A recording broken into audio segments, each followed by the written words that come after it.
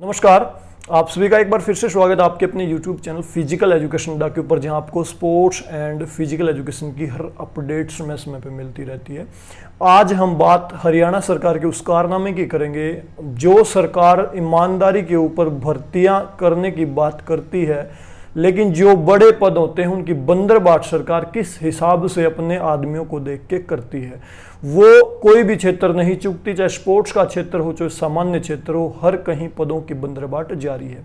इसका ताजा उदाहरण कल के एक न्यूज़पेपर में आई खबर से मिलता है, जहां पे हरियाणा की रेसलर बबीता फोगाट और कविता जो कबड्डी प्लेयर हैं, उनको जो ए ग्रेड डिप्टी डायरेक्टर की नौकरी दी गई, उसमें साफ जाहिर हुआ।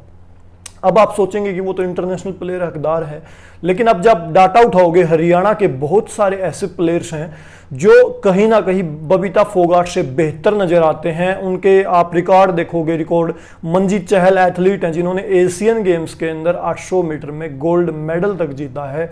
आज तक वो नौकरी का इंतजार कर रहे हैं, लेकिन हरियाणा के दादरी विधानसभा क्षेत्र से बीजेपी की टिकट पर चुनाव लड़ने वाली बबीता फोगाट को जो सरकार ने डिप्टी डायरेक्टर के सीधे पद के ऊपर नियुक्ति दी है। और ये वही बबीता फोगाट हैं रेसलर जो चुनाव लड़ने से पहले जिन्होंने इंस्पेक्टर के पद को ठोकर मारी थी। इंस्पेक्टर का पद इन्हें कांग्रेस सरकार में हुड्डा सरकार की तरफ से दिया गया था, खेलों में इनकी अचीवमेंट की तरफ से, और इन्होंने फिर उस पद को लात मारी। उसके बाद चुनाव हारी। चुनाव हारने के बाद फिर इन्होंने कोरोना के दौर में एक खास समुदाय के प्रति जो जहर उगला, शायद हो सकता है कि बीजेपी सरकार ने उसी का इनाम इन्हें दिया हो। स्पोर्ट्स का बंटाधार यहीं से शुरू हो जाता है। खिलाड़ी अपने डिपार्टमेंट को छोड़ के राजनीति के अंदर कूदते हैं, उसके बाद वहीं डाक के 3 पात्र रहते हैं। संदीप सिंह जो खुद ओलंपियन है, हॉकी प्लेयर हैं, हरियाणा के खेल मंत्री, उनके होते हुए इस प्रकार की बंदरबाट होना मेरे ख्याल से बहुत ही पीड़ादायक है, दुखदायी है उन खिलाड़ियों के लिए जो बबीता फोगाट से कहीं ना कहीं अच्छी परफॉर्मेंस लगातार इंटरनेशनल लेवल के ऊपर कर रहे हैं। एशियन गेम्स के अंदर गोल्ड मेडलिस्ट मंजीत चहल, आप सोच के देखिए एशियन गेम्स के अंदर इंडिया को गोल्ड मेडल दिलाना कितनी बड़ी बात है।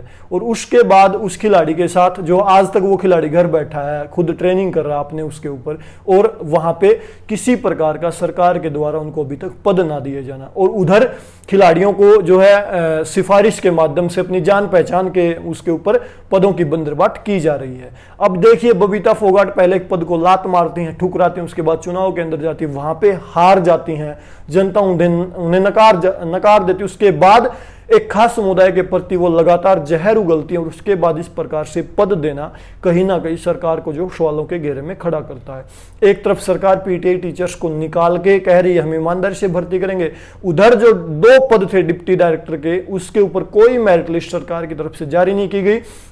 हालांकि पिछले कुछ सालों से लगातार 3 बार जो है सरकार अलग अलग खिलाड़ियों से फॉर्म फिलअप करवा चुकी है जॉब के लिए, लेकिन कोई भी मेरिट आधार पर जो है सिलेक्शन नहीं किया गया। बहुत सारे खिलाड़ी हैं, सीमांत तिलपुनिया एथलीट हैं, मंजीत चहल हैं, फिर मनोज कुमार बॉक्सर हैं, कितने सारे खिलाड़ी हैं जिनकी अचीवमेंट कहीं ज़्यादा बेहतर हैं रेसलर बबीता फोगाट से, लेकिन उसके बाद भी उनको नज़रअंदाज करना स्पष्ट तौर पे दिखाई दे रहा है कि गालियों का इनाम जो है किस प्रकार से एक पद के रूप में दिया जाता है, और उधर ईमानदारी का फिर डकोसला पीटा जाता है कि हरियाणा पीटीआई की भर्ती जो है ईमानदारी से की जाएगी। और ये जो बंदरबाट होते हैं इससे कितने खिलाड़ी डिमोटिवेट होते हैं। बहुत सारे ऐसे खिलाड़ी, कल की दैनिक जागरण के आप न्यूज पढ़ोगे ना, उसी के साइड में, जिसके साइड में ये बात लिखी गई थी ना कि कविता और बबीता को डिप्टी डायरेक्टर पद, उसी के साइड में एक सुरेश कुमार खिलाड़ी है कोई, उनकी स्टोरी लिखी थी जिन्होंने एशियन चैंपियनशिप सेफ गेम में इंडिया का प्रतिनिधित्व किया, और साल 2006 से कोर्ट के चक्कर काट रहे हैं सरकारी नौकरी के लिए। अभी तक उन्हें न्याय नहीं मिला। हालांकि 1 जुलाई को कोर्ट का ऑर्डर था कि सरकार 28 जुलाई को नियुक्ति दे, लेकिन वो 28 जुलाई में निकल जाती है, और 28 जुलाई निकलते निकलते खबर ऐसी आती है कि 2 खिलाड़ियों को बिना मेरिट सूची के आधार पे जो है सीधा पद दे दिया गया। हालांकि सरकार के स्पष्ट जो नई पॉलिसी आई 2018 में, आप उसको पढ़ोगे तो ए ग्रेड की जो नौकरियां हैं उनमें स्पेसिफिक कैटेगरी बनाई गई, उसमें वही खिलाड़ी अप्लाई करते हैं, लेकिन यहां पे डायरेक्टली डिप्टी डायरेक्टर के पद दे दिए, कोई फॉर्म अप्लाई नहीं, कुछ नहीं। जिनसे फॉर्म ले रखे हैं जिन खिलाड़ियों से, उनको भी जो नजरअंदाज करके सिर्फ अपनी जान पहचान के उन खिलाड़ियों को डायरेक्टली एंट्री दी गई है जो बीजेपी सरकार के लिए एक समुदाय विशेष के प्रति जहर उगल रहे थे लगातार। और ये बहुत पीड़ादायक है भाई। आप स्पोर्ट्स के प्यार में अंधे होकर तालियां बजा सकते हो, लेकिन जब एनालिसिस करोगे, जब ओवरऑल देखोगे ना, बहुत सारे ऐसे खिलाड़ी हैं जो कहीं ज्यादा बेहतर रिकॉर्ड इन खिलाड़ियों से ज्यादा रखते हैं। तो यह स्पष्ट तौर पे नजर आ रहा है कि सरकार की मंशा क्या है।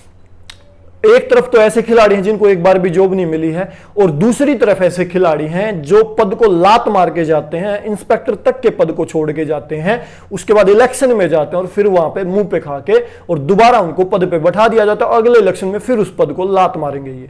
तो इस प्रकार से बंदरबाट चल रही है। हरियाणा सरकार की दोगली नीति सवालों के घेरे में है और इसके लिए हर किसी को आवाज उठानी चाहिए, सोशल मीडिया पे भी और हर कहीं।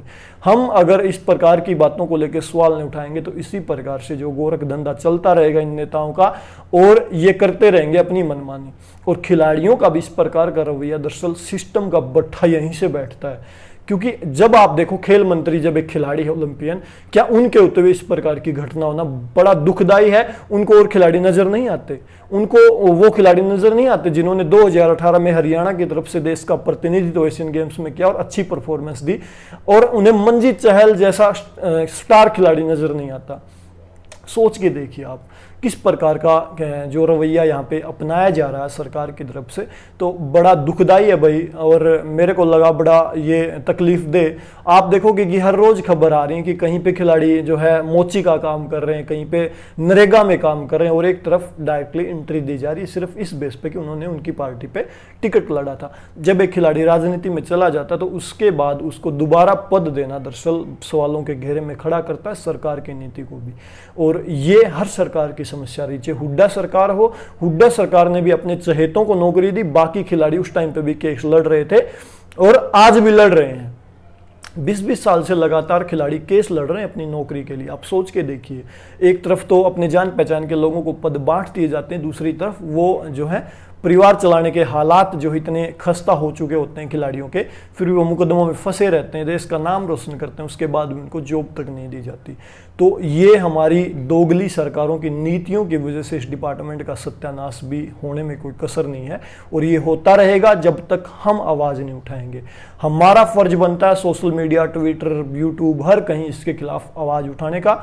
गड़बड़ी जहां कहीं भी हमें लगे वहीं पे बोलना चाहिए सिस्टम के खिलाफ। अगर आज हम चुप हैं तो कल ये हमारे साथ भी हो सकता है, हमारे किसी बच्चे के साथ भी होगा, ये निसंदेह होगा। आज नहीं बोलेंगे तो कल हमारे लिए भी कोई नहीं बोलेगा, और ये बड़ा दुखदाई है भाई। इस प्रकार से पदों की बंदरबाट होना बड़ा पीड़ादायक है भाई।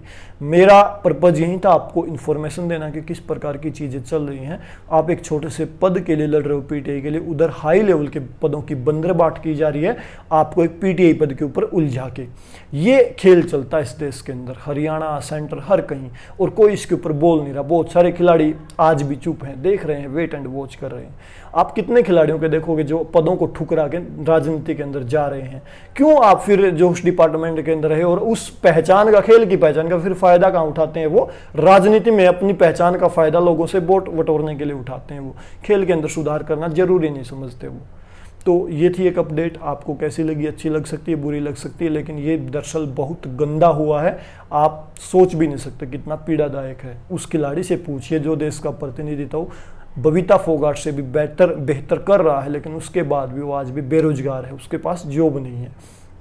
तो बड़ा पीड़ादायक है ये, और ये चलता रहेगा जब तक नहीं बोलेंगे भाई। तो अभी के लिए इस वीडियो में इतनी अपडेट थी। वीडियो को लास्ट तक देखने के लिए आप सभी का बहुत बहुत धन्यवाद। Thank you.